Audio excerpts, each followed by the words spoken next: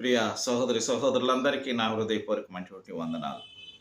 Bible గ్రంథమందు మలాకి రాసినటువంటి గ్రంథం 3వ అధ్యాయము ఆ 2వ వచనము 3వ వచనం చదువుకుందాం. ఆయన కంసాలి అగ్ని వంటి వాడు, చాకలివాని సబ్బు వంటి వాడు, వెండిని శోధించి నిర్మూలము చేయవాడనట్టనై కూర్చొని ఉండునని వ్రాయబడి ఉన్నది. In English, for he is like A refiners fire and like a fuller's soap, he will sit as a refiner and purifier of silver అని వ్రాయబడి ఉంది.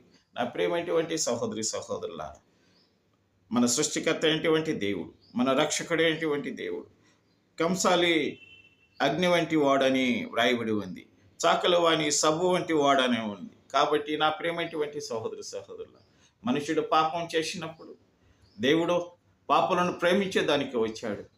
మనుషుల యొక్క హృదయంలో ఉన్నటువంటి మలినాన్ని చాకలి వాని సబ్బులాగా శుభ్రం చేయటానికి ఈ లోకానికి వచ్చి తన వాక్యాన్ని అందించాడు. కాబట్టి మనము ఆ విధంగా దేవుని చిత్తాన్ని పాటిస్తుంగాక. దేవుడు మనల్ని దీవించునుగాక. ఆమేన్.